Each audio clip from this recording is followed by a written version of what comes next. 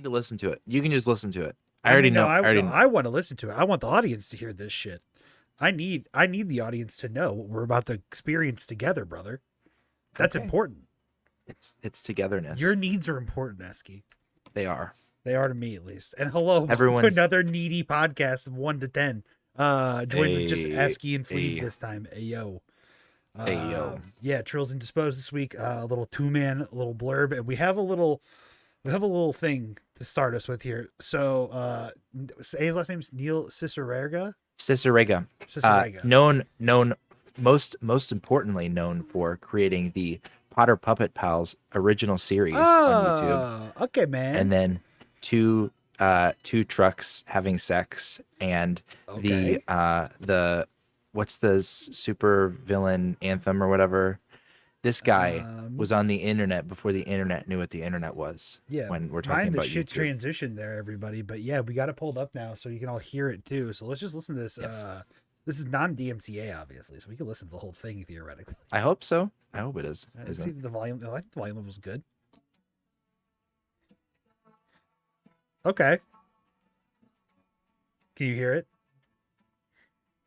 Hell yeah, dude. Yeah, okay. Yeah, dude. I don't believe that anybody feels the way I do. I can get behind this. This is great. Backbeat. I hope you guys all enjoy the entire intro of this being this. This is the intro to the pod. This is the whole episode. I don't believe that anybody feels. This is amazing. Woo! So is this what he just does, where he just rips up songs and just... Pause. Okay. Amazing. This man is the mashup master. Okay, this episode just became the Neil Cicerega discography. Okay. No, we're not doing that to the audience. Yes. No. I'm telling you right now. Jamie is shaking his head vigorously. He has too much work to do on Joe this week to be able to get this all to work. All right, we can finish this out. Oh yeah. I'll choose one more. Well, give me one more. Yeah. Another one. Yeah. Okay. Of course. Carry on. Pull out your Benjamins to Neil Cicerega, everybody.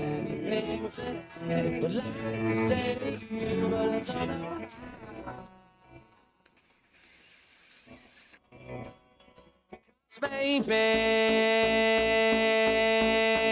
you're gonna be the one that saves me.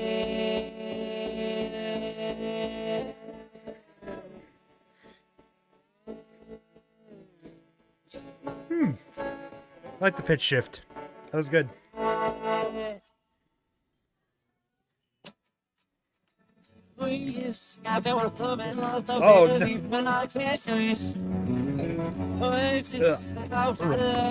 I threw up on how gross that sounded.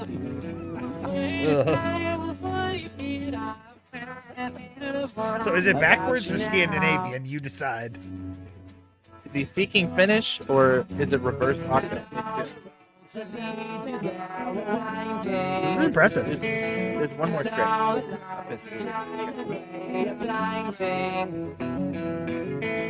are many things that I would like to say to you, but I don't know. Everywhere you look, everywhere there's a heart. Yeah, dude. Amazing. Thank you, Papa Neil. Thank you very much. This is very good. What the fuck? Did not expect it to be this good, honestly. So, we can... I don't think there's... I don't want to cut it off early. There's like another 45 seconds of that. One thing that you did not hear that a lot of people don't notice until they listen to it is that there's like a pause before the reverse section. Okay. And you can actually hear very, very lightly. You have to crank your shit up so loud. You can hear somebody. No. All right. Well, now we'll go back to this regular 2-man setup. That's amazing. Thank you, Neil Cicerega, for that. beautiful, beautiful piece of artistry, as I would refer to it. That was something amazing. So, Eski, how are you doing? How's my man? Dude, life is lifing. Part of having children who go to daycare is you expect them to be sick 3 weeks out of every 4. Once every 3 weeks, you expect them to come down with something, is what I meant to say. Okay. So you're like once a month, you're gonna be home for a couple days. My wife's a grad student, so her schedule's kind of flexible, but she's got a lot of important shit to do sometimes.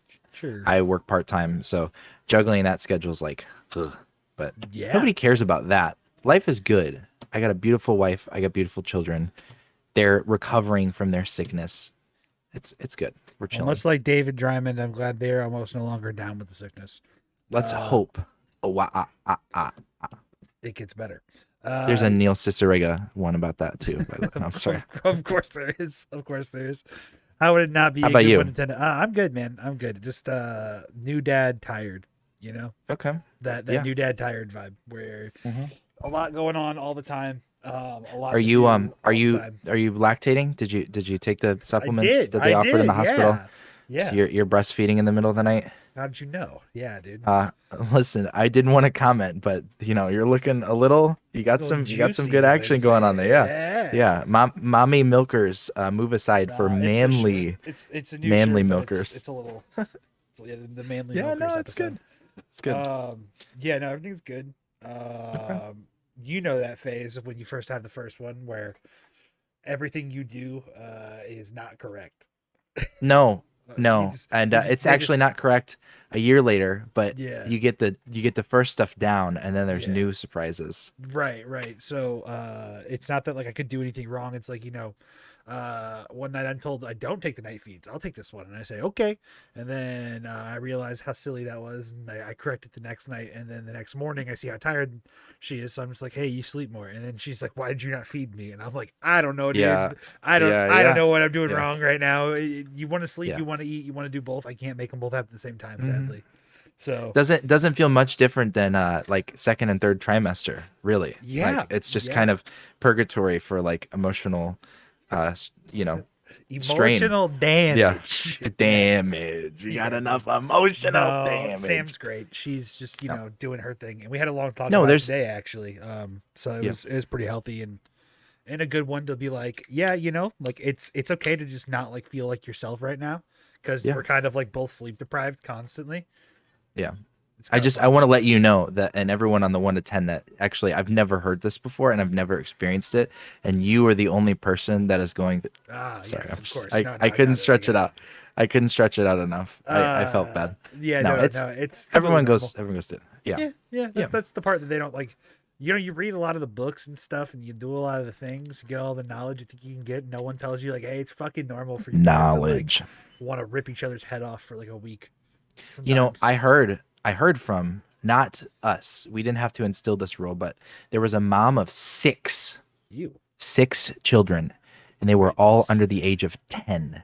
I have no idea I how was she about did to it. ask, is this septuplets or is this like 6 No. individual This is like pregnancies? 6 individual pregnancies somehow, unless she was lying, and it was really. You only always hear 4 about some those shit. families where like they have like 12 kids too, and you're like, what the Yeah. fuck? Like, And then they get how? a TLC show, and then turns out they're actually fucking lunatics, right? Well, one of them. I'm looking was- at you, One of them was- John and Kate. Yeah. No. Well, that was the plus. That's 8. I'm You're mixing thinking of the Octomom Duggars and you plus got- 8. You're really thinking about the oldest Duggar, who was the one who was actually a pedophile and Wasn't probably the assaulting dad his weird sis- too? The dad was Wasn't the weird, but it dad- was more like weird for protecting his son, who was assaulting the daughters. Yeah. I don't know. There's like a whole thing on it, and there you can look up like podcasts and videos on him about how he accessed the Onion, router, or whatever it is, whatever.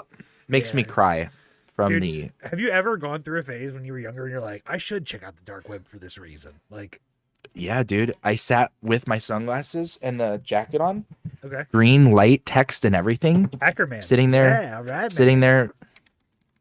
Oh, I like the clickies. It sounds good. No, I never got Tor. I never got an Onion account, or Me I don't- either. I'm showing how much I know. I think I thought about it when I was younger. When I was like, I should find ways to buy drugs, or like something Yeah, dumb. yeah. You know what I mean? Like Silk Road shit. But like other than that, not really. My phase was like morbid curiosity. So I was interested in the not like okay, hang on. Let's put some stipulations here. I wasn't interested in seeing the really illegal, horrific stuff.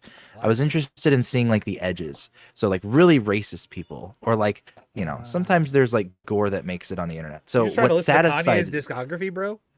Turn on 808's Heartbreaking Jam, dude. Let's go. What made me satisfied in that curiosity was actually 4chan, namely the /b/, which I don't know if you remember, but I do. They call themselves Bros. Yes. And that was the name of our Facebook message group from a long time ago. Are you telling the origin stories? We're going way back here on the twofer. Back in the day, there was several Facebook groups when Facebook groups had just started in like the late 2000s or 2010s.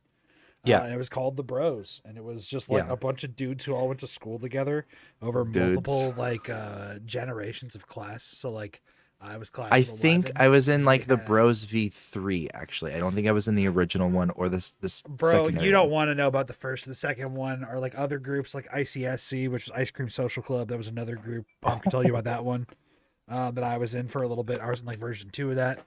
And then like these are like pre-Discord servers essentially. Like that's what they really were. It was just a Discord server for fucking idiots. With like didn't we make a Facebook page for it? It wasn't even like a message group. It was like a Facebook page, there right? There was a ton of really dumb ones that I was involved in. There was this one called Wolfgang Gang. Shout out to people who there's one person I think who actually listens to the pod who knows what that is and knows what I'm talking about. But like we had like a Facebook profile for like a Russian dude named Wolfgang, and they gave him some like super long last name that sounded Russian, but it was like a fake burner profile. We didn't even do anything with it. We just had it. It was just like a thing. I don't even know how to explain I'm gonna out myself here. I have an alt account on Facebook that I've had since 2008, and his name is something Cruz. Okay. And he is a memeified version of my face and somebody else smushed together. That's funny. I use him as my conservative troll, so I can go into all of these places where there's people being legitimate, right-wing and spaces. I can. There's no way that this is actually Biden speaking. This is Donald Trump in his skin, and it's glorious because I get to bait the worst kinds of people to go even further. That's so good. Hey, speaking of that, and then also my shirt, because it is a Dragon Ball shirt. Did you see the announcement? Yeah, what is it? 4? Something 4. Budokai Tenkaichi 4. Yeah. So while we have a good Dragon Ball fighting game, Dragon Ball Fighter Z is a very good game. It's a good 2D like across the screen like Street Fighter style game. You know, it makes sense. It's much more like Marvel vs. Capcom with the switching and like the aerial combat, but it's a really well-rounded, well-made game. It's good for competitive fighting games. And then you have the series that was Budokai Tenkaichi, which was all on PS2. And basically what it was like the equivalent of taking 2 action figures, adding sound effects and laser beams to it, and then just like piss-shitting beating the crap out of each other. So like one of my favorite mechanics was that, and this is also on the Wii eventually too. So what it was you would like play, and if you did the same like dash attack towards each other, it would start one of those like flurry of blows where they're just exchanging super fast. And it was you spun your sticks with your hand, right? You did the palm motion. Right. So you spin the sticks. You try to do that. Well, with the Wiimotes, you had the nunchuck and the Wii, and you just shake them back and forth.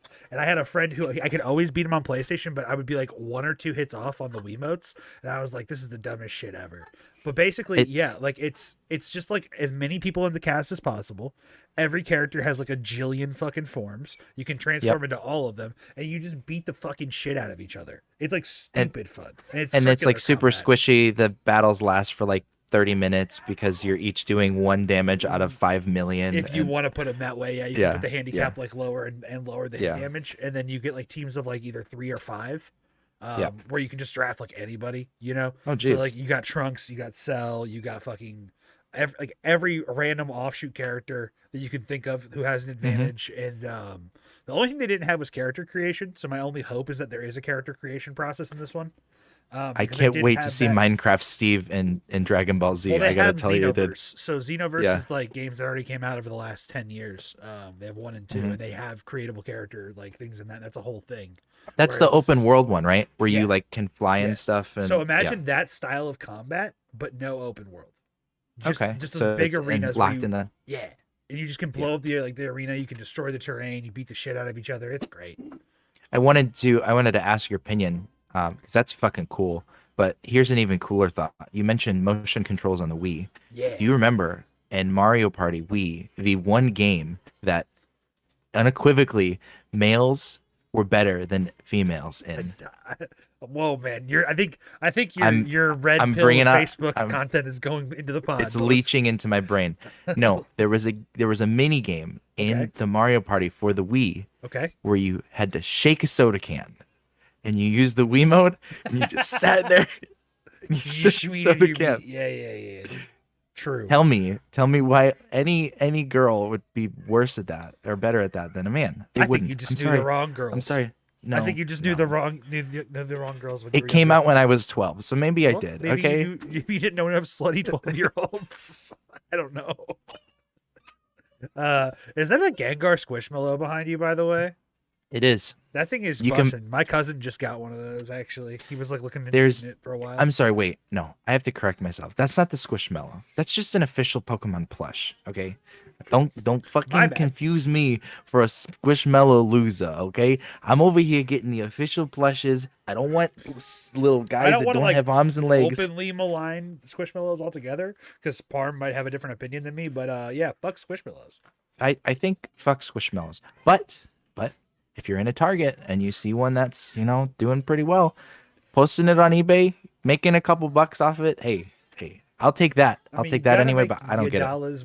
And that's what you're into, bro. You like buying collectibles and selling collectibles. It's I like buying, bro. Like flipping collectibles. Look, hang on. We're hanging on. And while we're hanging on, let's just remember. Look what the most recent was. This This is the most ridiculous thing that I've ever seen in my life. It's a Stanley Cup. Yeah. Okay, it's a 40-ounce tumbler. Yeah. I've seen these things. Sam has one. I paid $41 for it, MSRP. Okay. $82 on eBay today. It's going out the door. Wow. People are seeking this so much. This is your weekly collectibles update. Okay, this is Stanley your weekly cups. flipping update. Stanley Cups in the tie-dye versions. So there's a peach one, there's a purple one, a blue one, and like a green one. Yeah. We walked into a whole shelf being stocked today. It was crazy. So I pick up anything that's got some margins on it. Okay, I keep my eyes open. All right, fair enough. Casual eBay scumlord over here, Eski. Yeah, fucking making the world a worse place. I mean, listen, we actually had like this full discussion. We'll reiterate this again, just since it's me and you. Ethical consumption is dead. Like long live making a $1 do. It's not an offensive thing to want to like flip something to make a buck. I don't think like it would be one thing if it was like a necessity, right? But this is like a luxury cup. Bro, I'm gonna say one word: Amazon. I mean, come on. That shit is fucking evil, and I use it all the time. Yeah, regularly. Sorry.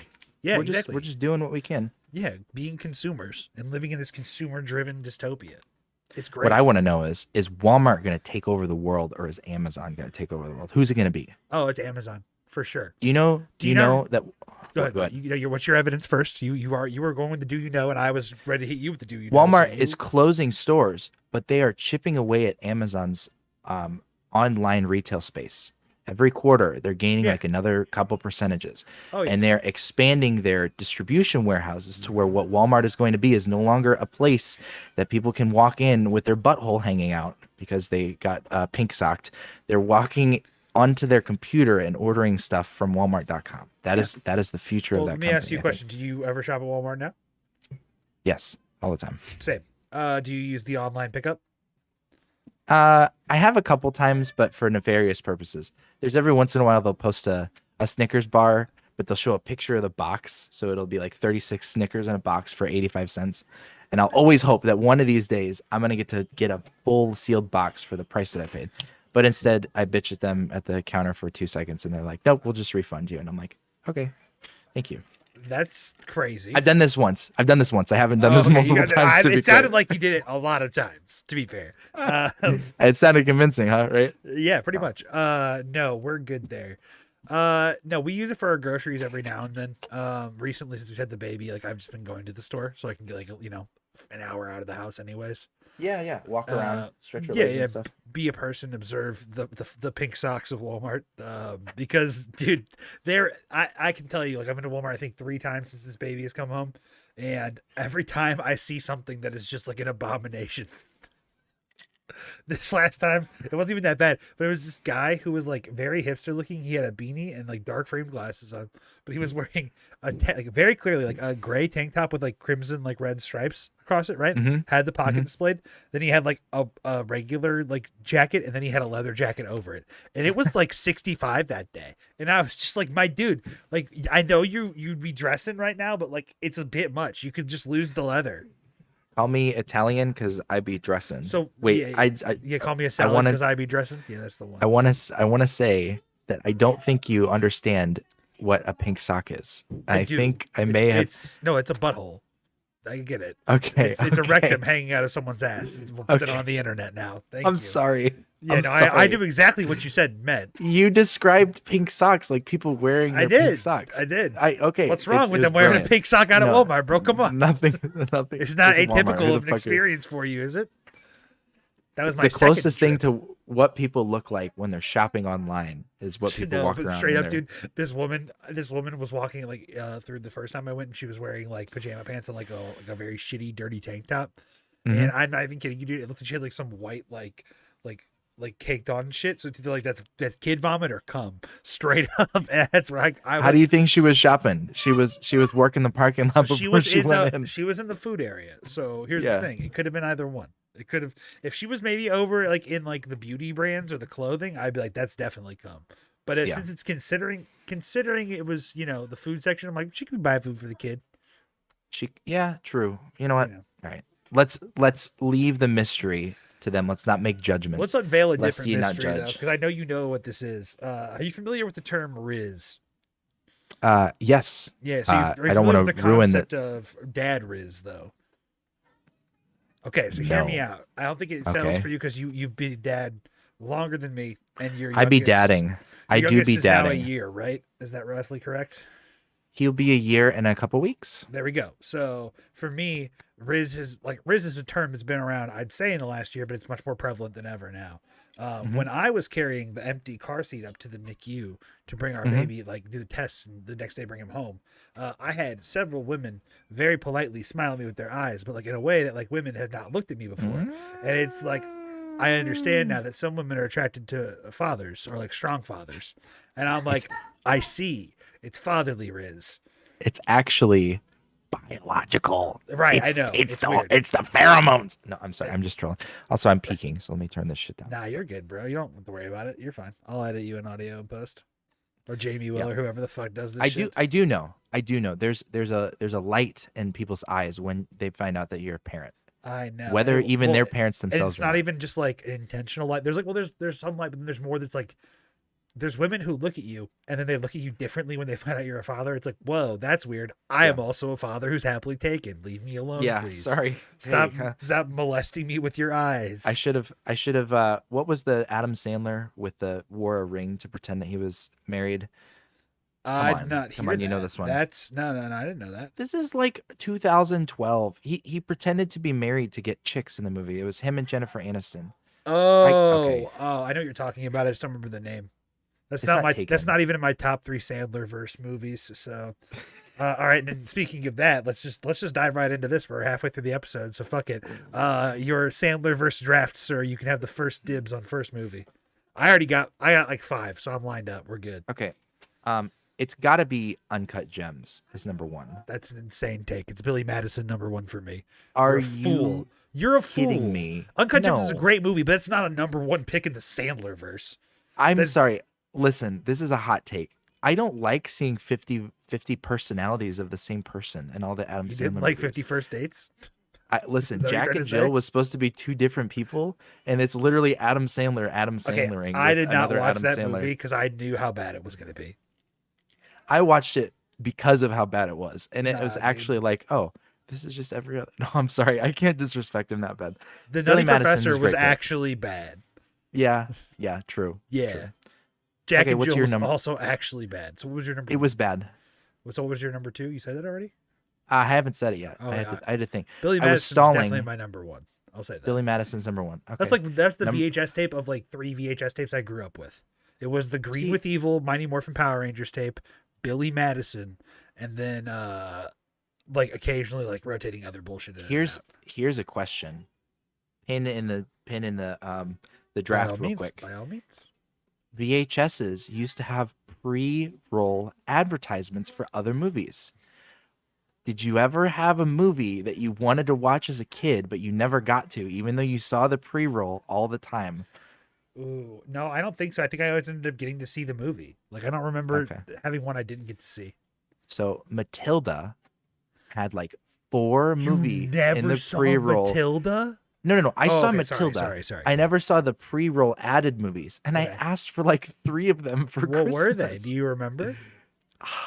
One of them was Free Willy, which I think I was just too young for that. Mediocre. Not gonna lie. Yeah. Boring movie. One of them was some like cartoon. It wasn't like the He-Man or whatever. It was like lightning bugs or something. But it was like action figure like lightning bugs. I don't know why I can't think of it. I'm gonna watch the beginning trailers for Matilda I remember what tonight, you're talking about, but I don't know. So and then the third one was I think it was Flubber. I think they had a Flubber one, and I never saw Flubber either. Yeah. You never saw Flubber? No, it's the Robin Williams Hood classic. This is a real Hood classic from Robin Williams. No, I listen. I was born in '95, so some of this stuff was like too old, like, and then I just haven't made my way back to cover the ground that I missed. So. Okay, so I was born in '92, and I feel the same way, but about adult movies instead. So, for example, we're gonna get back to this Sandler-verse draft. I promise. Will. Yes. Even though I don't like the person, Kevin Spacey is a very bad man. His acting career in the 90s was insane. Like his 95 just one 13-year-old, okay? Don't just give him a break. Anyways. No, I know. No, but in all honesty, have you ever looked at his like career in like 95? Like he had 7 and The Usual Suspects come out in the same year. And I was like, that's fucking crazy. Like actually that was the same year? Yes, 95. Okay, we need to do a Kevin Spacey one. No, we don't. Come on, live a little. Let's think about. All right, well, let's do the Adam Sandler list first. And then I know. I'm saying another episode. I'm not saying. I'm going to do this episode too. There's no problem. Okay, fuck it. Okay, zoom out. Adam Sandler number 2 for me. Yes. I think Happy Gilmore has to be it. That was a wise choice, because if you did not pick it, that was going to be my number 2 for sure. I'm sorry. Oh, that's fine. I'm not offended. My number 2 now, though. This is tough, because Adam Sandler has quite a few films, actually. You know, he has a lot. He has some movies. He does a movie here and there. Yeah, or quite a few. Let's see. I'm gonna pull up the discography, the filmography. I had to Google mine. I had to Google my number 3 because I couldn't remember the title. No, I want to make sure I got this right. It's definitely not Spanglish. I'll say that. Spanglish?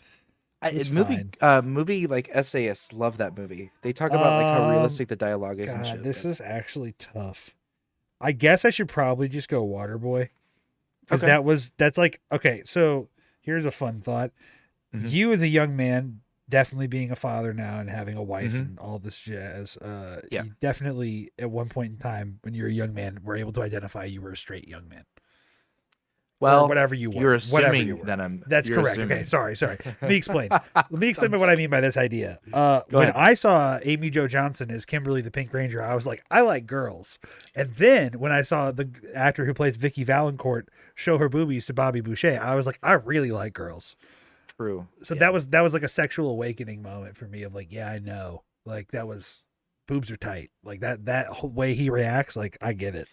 Yes, there was a scene in an Adam Sandler movie with chiseled abs where I knew that I was into. I'm sorry. Yes, I do know what you're talking about, and I'm trying to think of what that moment was. And I think this is getting a little personal, but I think it was what was the movie with the freaking? Was it The Rescuers? The Rescuers Down Under? I don't know. The cartoon film? What the fuck? Cartoon film Wait, you don't know about this? There's a topless chick in the window of a Disney movie. I did not And know my that. buddy showed it to me one time when I was like 7 or 8 years old. I was like, "What is this? That's crazy." It's not The Rescuers. We got to Google this now. You know what? No. We're going to early 2000s bars. We just don't know things. There's just sometimes we're like, I don't know. That's It's fair. fine. I'll remember it. I'll remember it one of these days. Whatever comes up, it comes up. It's all good. My third Adam Sandler movie is Bedtime Stories. That is such a good movie. Man, Not just because it's family friendly, but it's actually fucking hilarious. It's you actually left a really, really funny so movie. many options, and now I feel bad. So let me shout out like my list of movies that will definitely not be making it. Either of the grown-ups movies will definitely not be making it. Yeah, such a shame. Pixels Peeing in the pool, not not gonna once, happen. but 2 movies in a row. Peeing in Sandy the pool. Wexler was a good movie, but not gonna happen. The Do-Over was okay, not gonna be it.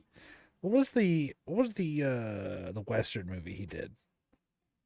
The Ridiculous Blazing Six. Saddles. The Ridiculous Adam- Six on Netflix. That was actually really funny, but not going to be the one. So here's where I have like a couple honorable mentions actually. I Now Pronounce You Chuck and Larry. Great movie. Also, Great Jessica film. Alba's tits in that movie. Amazing. True. Thank True. you. Thank And you. Salute you. also a movie that maybe couldn't be released today because of how groundbreaking it was back in the day. True. They played into the homophobic stereotypes a bit much, you know. Let's see. The Longest Yard, pretty good movie. 51st Dates, okay movie. The Hot Chick, pretty funny, but uncredited role for him, so not really worth mentioning. 8 Crazy Nights, that was pretty my good. fucking honorable mention. It's a Mr. good movie. Deeds, pretty good. Big Daddy, Are you leaving also a BD? big one. Okay. Yeah, All big right. one up there. All So right. here's my last two. This is where I'm torn. It's either Little Nicky or Click for me. You think Click was that good? I think Click is an amazing movie, actually. I watched it when I was too young to appreciate good film. You got to actually go back and watch that movie again because it's actually got like the deeper cut meaning of that movie. As dumb as it is to say that for an Adam Sandler film, is actually really good. Well, it's like Bedtime Stories is actually really good too. Yeah. Like you manifest the world that you want to be in and stuff. Like Yeah, that's you've just that's been a father longer super than good me. message. That's all it is. Yeah. Yes, in my dadness, I know what's good for the world. No, but there's a very good chance that Click is good. I always thought it was like I want to really zoom in on the section where we slow-mo the girl's boobies as she walks by, you know, like that was what the whole movie was made for. Oh, that's no. what I remember. No, see, that was Dodgeball for me. Dude, The car Dodgeball. wash scene. Oh my god! Or the part where she's like, "I like girls too." Yeah, In that like shit the was last awesome. 30 That seconds. shit was great. What a twist. If the cartoon boobs didn't do it for me, it was the It was the real dodgeball. ones. Yeah. Okay, wait. I had one. I had one and I can't remember. It's fine. Keep I don't moving know. forward. Kevin Spacey. Fucking. you want to do the We Kevin can Spacey just draft? do it. You Yeah. can just roll right into it. Let's do Kevin Spacey characters because I want to include Characters? Oh god, season. that's tough. Is that okay? Yeah, no, that's fine. You're clearly a House of Cards fan. I think that Kevin Spacey as Frank Underwood is some of the best, like ruthless power grabbing that I've ever seen. And I also think, here's a hot take, that TV shows are actually better suited for character development than movies. And it takes a really, of really course. good screenplay. Well, but like, it feels cringe to talk about like your favorite show because of the actors and stuff. But everyone's like, oh, character development in the movie. I guess it's a feat of like developing someone in a short period of time. That's why it's impressive in a movie. But Right. Kevin Spacey's character was great in House of Cards. I thought it was good. You Fuck can the have last that season. one. I would never ever draft that. So, all good. Great. Yeah, I'm gonna say Kaiser Sose, The Usual Suspects, number 1. Okay. That's probably one of his best roles ever. Have you seen The Usual Suspects? Of course I have. Okay, good. Because if you haven't, audience, audio listener, whoever the fuck you are, you just got a spoiler for free, bud. That's literally yeah, the whole- true. That's literally Didn't the whole even- didn't plot. even li- Is yeah, The last trying to figure 30 out who seconds of the Kaiser movie. Sose is, and then it's actually twist him at the very end. But it's really good. That's an amazing movie. One of the best pieces of work in my opinion. Okay. Number 2 is Lester Burnham from American Beauty. Oh, What a wild and wacky story that is. Fantastic. American Beauty is a great movie. Probably my first major Kevin Spacey movie I remember watching as like a teenager, being like, "Oh yeah, this guy's got the fucking sauce." True. I am going to go with John Doe from Seven. Okay. To reference back to that 1995. Like I said, 95 was Seven and The Usual Suspects from. So he was Verbal Kint / fantastic. Right. Like, what a year for Kevin Spacey. Yeah, true. Like what a fucking year. I cannot believe how well he transitioned. And then Lester Burnham was great, obviously, but that was 4 years later. I need to see this movie. I didn't realize that was him. Honorable mention before my number 3. Yep. Is Apex. Oh yeah. In Kevin Spacey. Yeah, Prot and playing K-Pax. Prot. Yeah. Yeah. No, I actually saw that too, and I was like, oh yeah. I need to watch that again because it's been a really long time. But the one that I was going to choose for my number 3, as I quickly scroll through the discography, Filmography. Kevin Spacey live on Wax. Wait, he was Bug's Life? He was Hopper. No shot. I forgot about that. Yep. No, it's Mickey Rosa in 21. That fun dude movie. Fuck Mickey Rosa's character. Like as a character, he's such a fucking asshole. Okay, well, I mean, he's a great character. No, he's a great character, but like as I'm saying, he is an asshole. He makes you fucking hate him. He's a by dick. The end. Yeah, true. Yeah, and the revenge they get on him at the end of 21 is really good. Actually, I was thinking about that when I saw him too.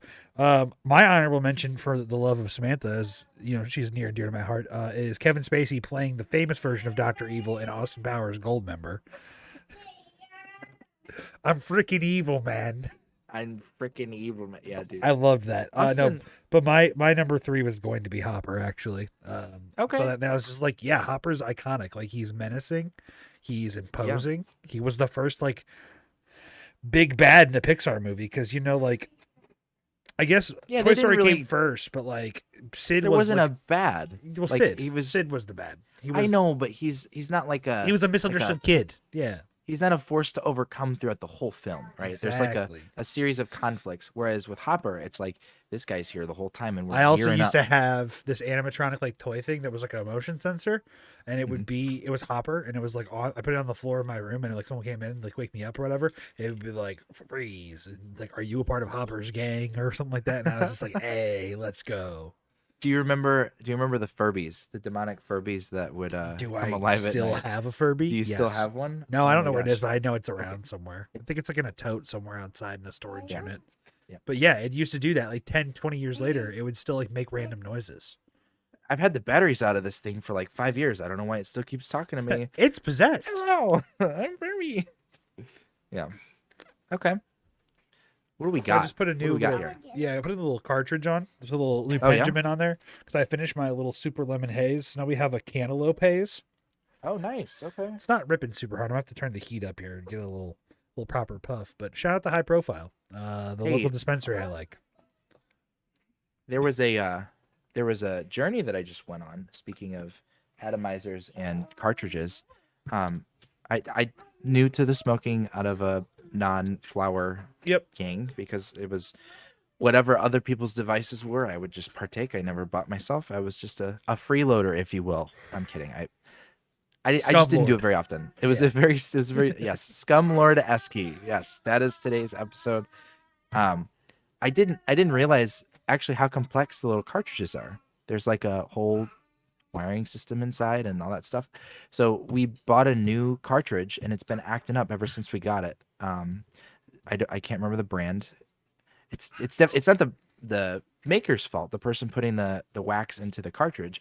It's the cartridge maker's fault. Whoever they're sourcing it from. Whatever. Yeah, that will happen occasionally where you get a bad batch of cards. Yeah, so I took the tweezers out and popped the thing out and rewired the thing through the coil through the center thing and made it work again. But I had to watch a whole series of like 4 or 5 videos of men with dirty fingernails talking about how to get your carts to work. Yeah, so the funny thing is that's from like the era probably when carts were like not They were good, but like they were mostly street carts. So here's a fun little time period for you. So like in 2018, 2019, there was a period where people were getting carts that were laced on the street because they were often laced with vitamin E oil to cut the like distillate with to make it thinner and then be able to make it like go longer. So you basically would like, the concept of cocaine with baking soda. Same so thing. You're, vitamin you're E oil basically to diluting the stuff. Yep. You're making the product less potent so that either they're buying more or you can sell more without having to actually filler in in your a filler in your hot dog of weed. Yes. Yeah, true. Hot dog of weed. Yeah, that's the one. Scumlord smokes a hot dog of weed. That's a good title. That's a great YouTube video. I'd watch that. Hollow out a hot dog. Fucking let's light up the fucking glizzy. Just let's go back for a second.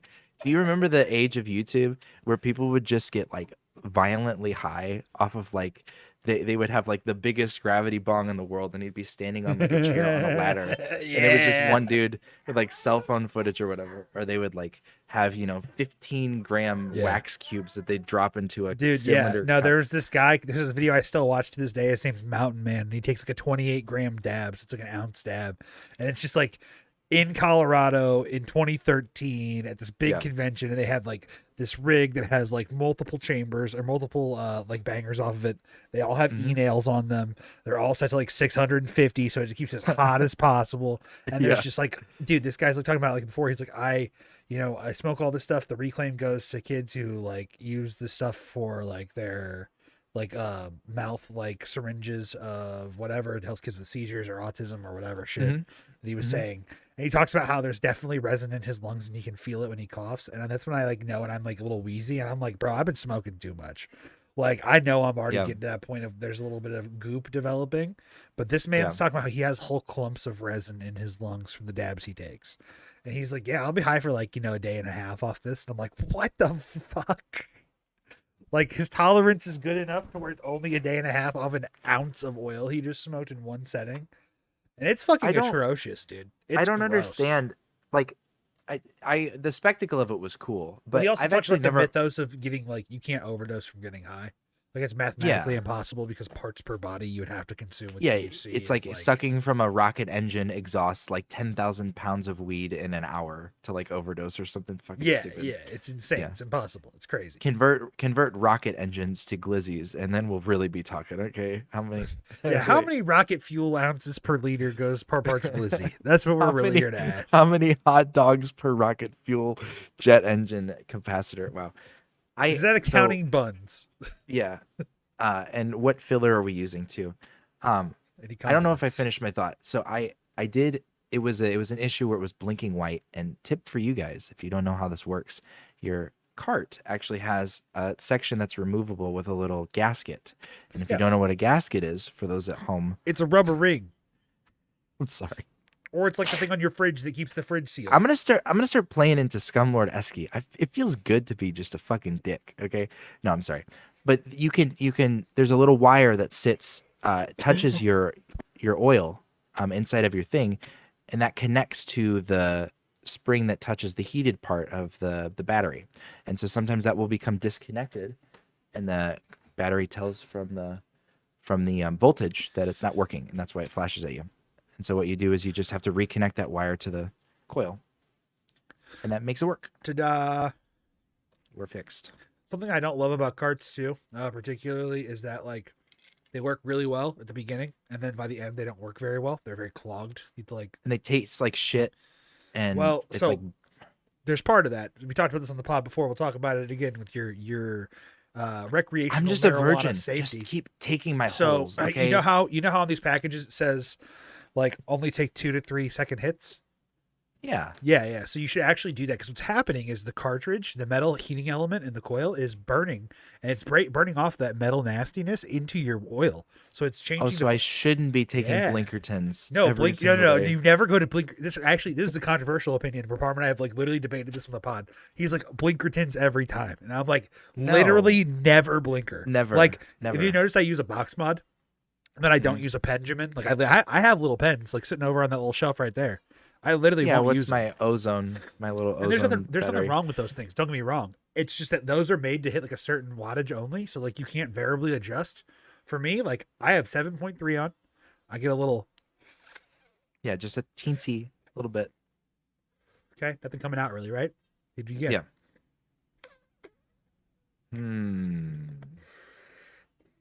Delicious, fragrant, exotic. Yeah, yes. I Fulcrum. feel the Coming. high entering my Yodi gang. Yodi gang. But then honestly, the way I do it, if I'm trying to actually like get somewhere, just doubles.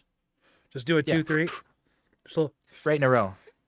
See, I've got like a 15-minute lag time because I'm still learning my my tolerances and stuff. And if I go too hard, man, time is like it's not good for me. I'm like, okay, I'm not puking violently anymore, but like my movements aren't matching like the visual input of my eyeballs. that was a triple, baby. You're gonna be litter than a titter. Okay, let's have fun. Throw gang I wanted signs. to talk to you about. Yes. Let us talk, my friend. What is the audio listener men missed out on so much shit right who there. are doing? We're actually having two conversations at once, and we don't even realize it. We were doing Naruto hand signs. Yes, true. kind of fireball jutsu, whatever. dude. Yeah. What's the point of like having that much of a dab or like smoking a 10-foot gravity bomb other than just to say it? Hear me out. Like there's once you're obliterated. Okay, hear me out. There's two layers to getting obliterated than a hoe.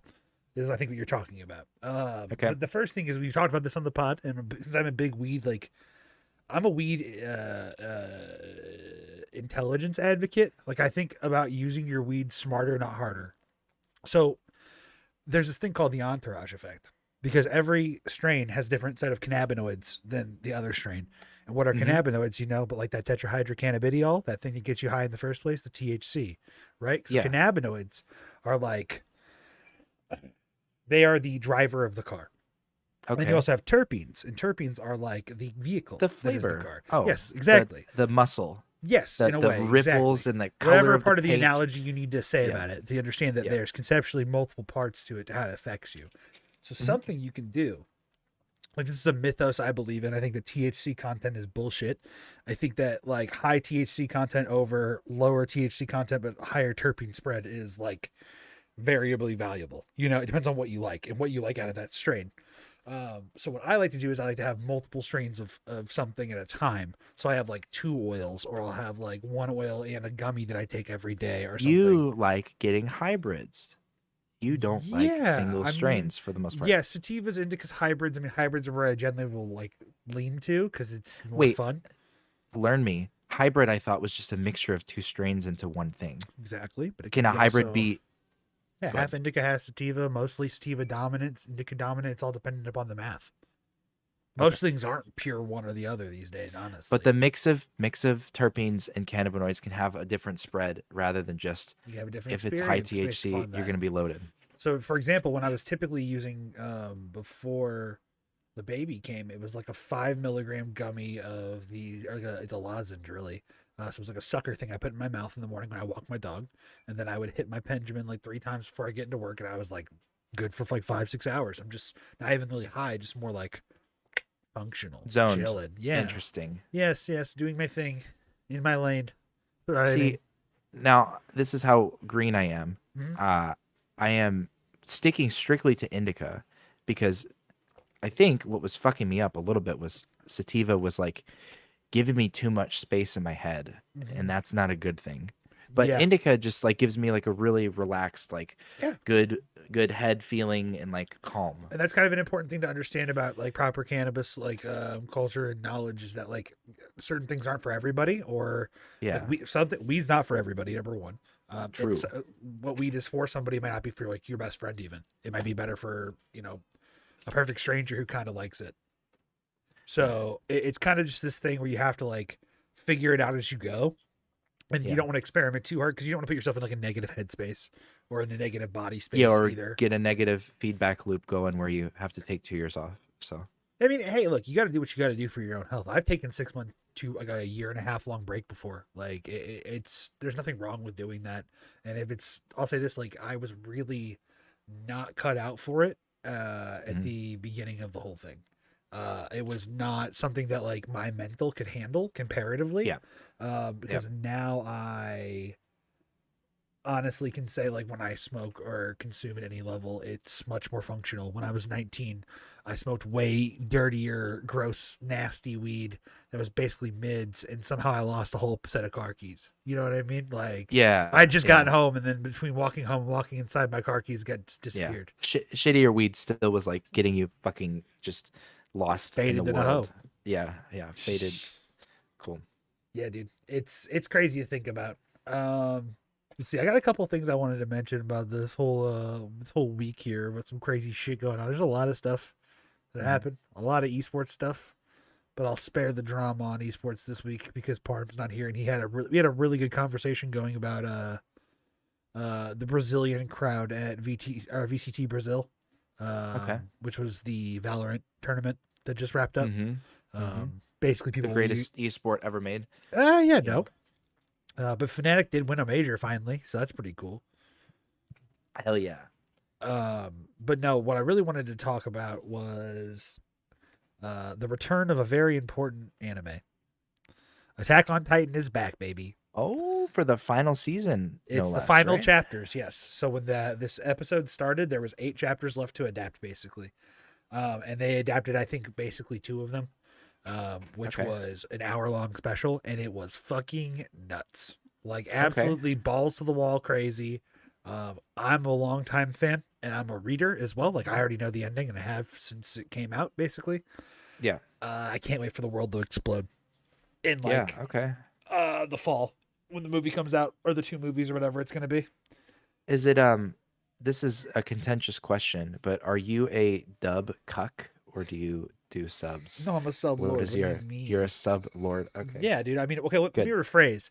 Like, I will watch something if it's only out in sub, and I will not wait for a dub to come out to watch it. Like, if it's sub only, I'm like, fuck yeah.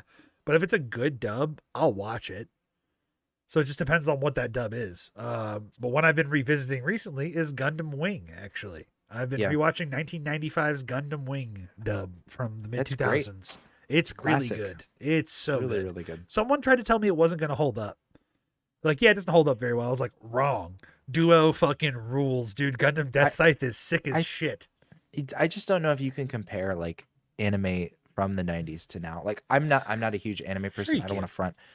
I think that the talent that went into hand-drawn animations and the amount of recursiveness and the craft that went into creating it back then is not done by a lot of the shitty, like, shortcutting that can happen. Yeah. Not that all of them do that, but no, I know there's like a different quality to like having every frame. Well, there's like a difference between like the work of, say, like Togashi, like Hunter x Hunter time versus even Yu Yu Hakusho. Like, he's the author of both. He's the mangaka of both, and for some reason, like, you can see the difference. He's got the sauce though. You know, he can do it both generations. He's got the secret. Plus, he's also got the wife. I don't know if you know this, but his wife is the woman who made Sailor Moon. So yeah, wait, his literal real world wife. Yes. Jesus Christ. Yeah, dude. So there's something in the water. They took the special pill or something. Yeah, or the sun just got dropped from their country twice, and now they're a post-apocalyptic society able to make art better than we ever could possibly conceive. Oh man, Japan's except isekais. Fuck isekais. There's too many of them this season. Japan is hurting due to not infertility, but what's it called when people make babies? Their population growth is slowing down at an incredible rate. They're trying drastic measures to. They're trying to incentivize people fucking. They're trying to pay people for like childcare more so than they do, and like just for having kids already and stuff. It's crazy. Nippon is in trouble, and it's not Godzilla this time. Well, Godzilla metaphorically. No, I'm sorry. We won't get into that. There's a whole thing I want to talk about, which is why not? We got a little bit of time. Men right now are losing our minds. We don't know what our purpose is. I came home. Listen, all right. There's a much more eloquent way to describe this topic. I don't mean men are going crazy. I just mean that we're lost in the sauce. The resurgence of lonely men in the world and how individuals can fix it. We are facing a crisis of masculinity, and that crisis is being answered by people like Jordan B. Peterson and Andrew Tate. These people are flocking to these guys, not because these guys are right, but because they're tapping into something. And I'm going to have a little bit more substance rather than describing. But I think that there is a huge problem with like the role that like people who identify as men have in the world. And we're like, it's like, it could be an all across the board thing. Like it could be for women too, and the, non-binary types and stuff. And they just are succeeding in other areas. And so we don't see the struggle. But for men, it's like we've lost kind of the direction. And like, so think about this. I don't want to speak for you. When's the last time that you've like hung out with like a group of dudes, not in a virtual setting, but like you've gone to a restaurant or gone to a bar or something? The last weekend before, not like the weekend before, but the weekend before well, you got a that. kid. Right. No, I'm saying like when the baby was born back at the beginning of February, it was not like the weekend like of the 20th something of January, like 29th. Right. It was the 23rd or 20. It's good. It's good. 22nd. I went out to sushi with 3 friends, so I hadn't gone out in a long time. I'm really, really young, so it might have been different. Like, 8 years ago might just be because I was young. But listeners, think about this too. I think that I haven't hung out with somebody in over a year until I like visited home and saw people. I like haven't gone out and just talked to another man in person. It's always been like a social gathering and stuff. And it's a problem. People aren't doing stuff publicly because when I was younger, every fucking weekend, maybe even every other day, I was like hanging out with somebody. We're like losing this like personal connection. So we're lonely. We're losing purpose. There's a bunch of reasons I could guess why, but the way to fix it is just like interacting. I feel like stuff. I feel like there's a more eloquent way to say what you're trying to say here, and I think I kind of got. I think I got an idea. Okay. So what you're getting at is that like there are these boogeymen type figures who honestly should be revered as boogeymen in some ways, like Jordan B. Peterson and Andrew Tate. Also, I think it's super funny that he got diagnosed with lung cancer by like a personal agent and said like that's publicly correct. And then he came back around with the tweets and he's like, "I did not do this. I do not have cancer." And he like punches some cinder blocks or some shit. And he's like doing some like karate pose. It's great. But fuck Cobra Tate. But honestly, what I think you're getting at is that like men in society, like particularly heterosexual men. Sure. I think this is where the center of the issue is. Yeah, straight. Have a probably white. A weird place in society comparatively to the years that have superseded it existentially, like onward. But one of the weird things about it is how, like you said, it's a loneliness within men, and they're turning into these I don't know how to say it's bigotous or like bigot filled figures because they are looking for some kind of identity, but rather than doing that, they're not having conversations even like this one. Like this is better honest, than nothing, right? That's what I'm saying. That's you're saying, like just interacting. It's like just even saying these words and talking about it in a way of being like but I definitely went through that during like early COVID. Like there was a point where I was working from home exclusively for 10 weeks. And it was the only in-person interaction I was having with me and Sam. Every time she would come home from work, and I would just be there and working and hanging out and taking the dog on walks and whatever. But even now, I'm kind of doing that with just her and the baby definitely keeps it interesting. Don't get me wrong, boys club rules. Today, have a kid, dude, guys. Okay, today, knock some bitch up. Okay, it was me. Baby right here in the arm, right, sleeping on the couch, dog laying on the floor, and they were all like, I was petting the dog, and I was like, boys club. Let's go, boys. It's time. True. We have been making jokes. So for a long time, me and Crowley, the dog, we've when mom leaves to go to like her craft shows on Saturdays or goes and does something, it's like I look at him, I'm like boys club, boys club, boys club, boys club. Yeah. And now it's, and then when we found out we got a new member, right? So now we're just keeping it real, and it had a little moment today, and it was nice, and it was very beautiful. But that aside, like those moments sustain you, but only so far. Like you have to have human connection, and it's a part of tribalism, I think, that kind of lacks like openly in human conversation and discourse, because humans innately like I know I've definitely experienced this before with my mental health, but like a lone wolf like feeling, like where you don't want to like have to rely on anybody. You don't need anybody. Yeah, for I got anything. this shit. I'm But gonna then white it's knuckle it. It's like mine. you also realize like here's a thought for you. What's the worst punishment they can give someone in prison other than like the death penalty? Like what's something that they can do to a like prisoner? isolation. Yeah. Put them in the hole. Yeah, exactly. Yeah, you put them in fucking solitary confinement. You put them by themselves in a room with no fucking daylight or one little window or something, and it drives the human crazy very quickly, and they crack. So basically, humans aren't meant to be alone. We aren't meant to be these isolated individual. And arguing on Twitter or Reddit or YouTube comments, like that's not interaction. Even though you are interacting, you're not getting the same like hearing someone talk and like viewing facial expressions and like the. I mean, as much as I hate the term, like keyboard warrior is a real thing. Like you're just depersonalizing someone, and you were just ripping into who they are for what they say, surface value. When it's like here's an idea: how often do you miscommunicate with your wife? Yeah. Or do you even have a wife? Maybe figure out. I'm saying for you and I personally, you know what I mean? Like, how much all the time. Exactly. Yeah, I mean, regular relationship, very healthy one. You miscommunicate regularly. So imagine how many times you miscommunicate over the internet with strangers. Like, it's an insane notion.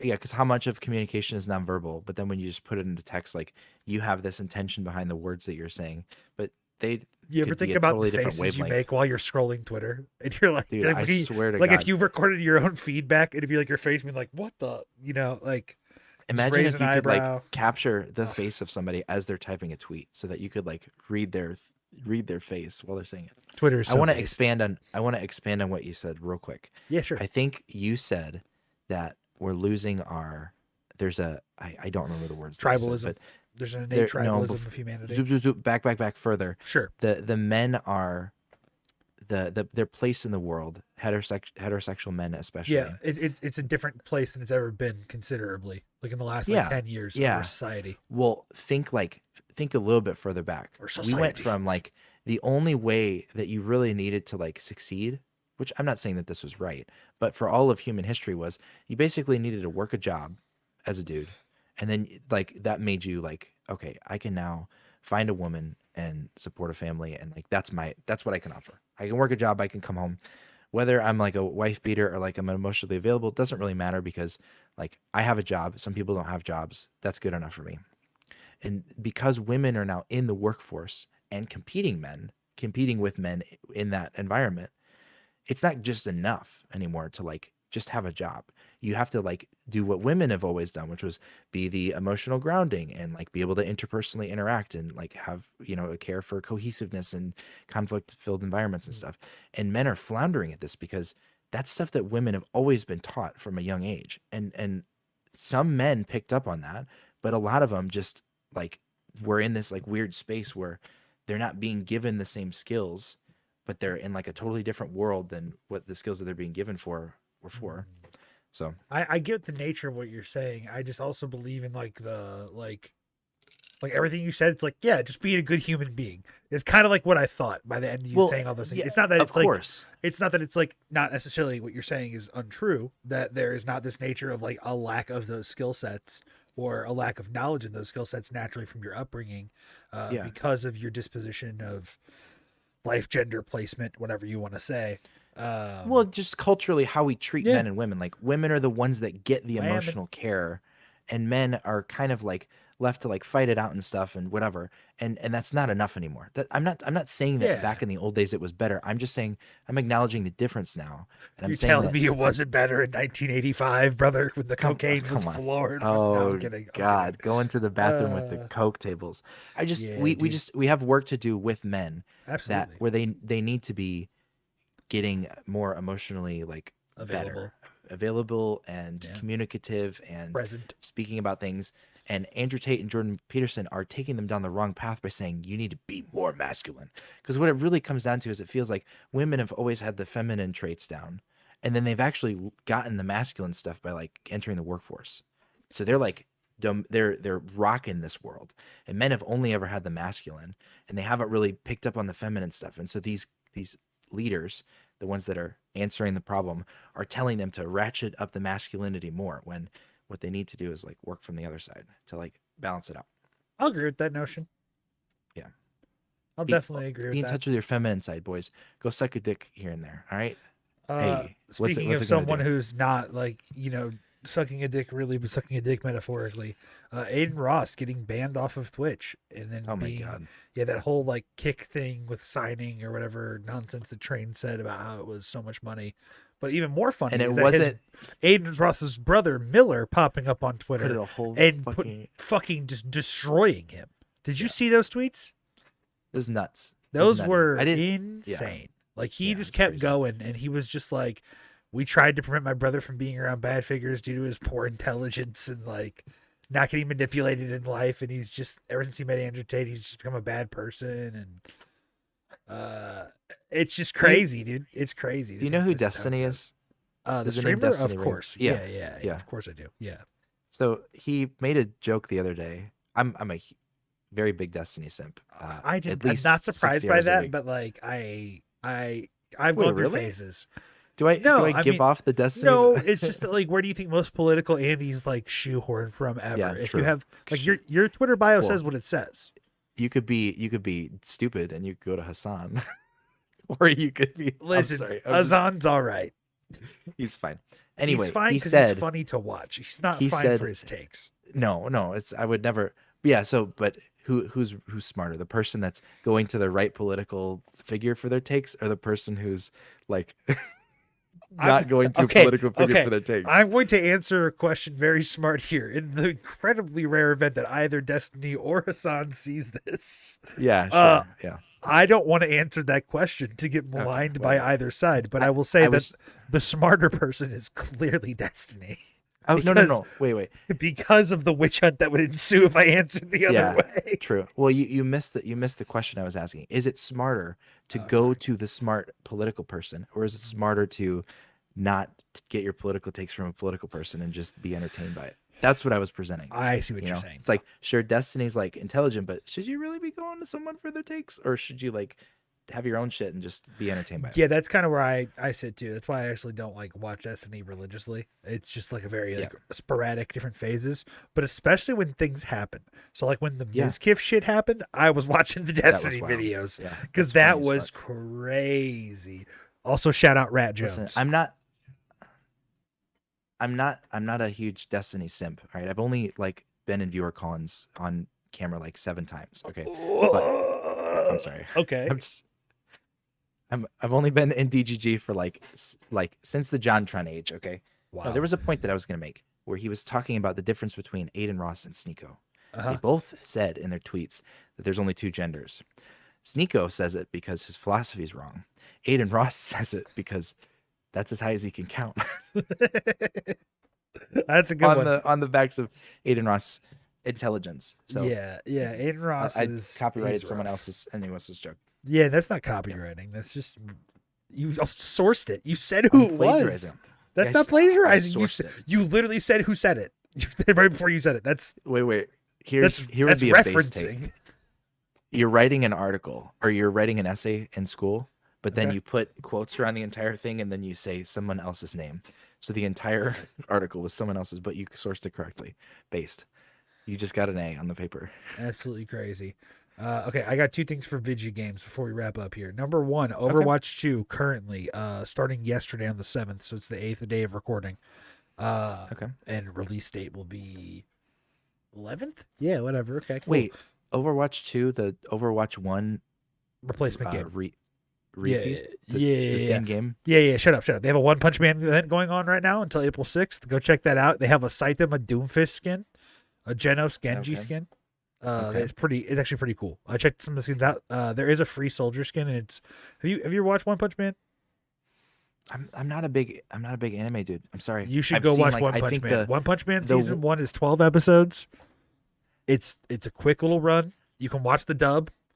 It's pretty good, actually. I think I saw a fight scene where it was him against a whole village, or was it him against a whole bunch of villains or something? Probably. Where he's like fighting a bunch of people in a city. I don't know. It looked wacky and wild. Like I Yeah. think it'd be entertaining. Yeah, but, he's great because it's a whole trope of the whole like, hey, I can kill anything in one punch, and he's very bored. Until like the end of the season where he fights somebody he cannot defeat in one punch, and it's sick as fuck. I see. Now that being said, moving quickly along into the last thing, I'm a big League of Legends boy. You know this. My favorite champion is Rumble. Rumble currently has a very, very affected win rate globally for pro play because of one of our favorite players from China. I wish Parm was here to shout this guy out, but Shanji of OMG. He was this guy who came up last year and just started shit rolling people, and his team was pretty mediocre, but they started winning because he started winning lane so hard. And he has now single-handedly affected the global stats of Rumble. There have been 4 games of Rumble played. 2 have been played by Shanji. 3 total out of China. All wins. Thank you, Shanji, once again for making my favorite character relevant in global pro play. You are, based in red pilled for the Communist Party. Based in Shanji pilled. Okay. Dude, based in Shanji pilled. What an episode title. All right. And what episode number do you think it is here, Eski? I think it's probably episode number 57. But damn, I think it's 53. Oh shit! I think that's correct. I don't know. I'm not counting. I have to, unfortunately, for Jamie. All right, and with that, we're going to wrap another episode.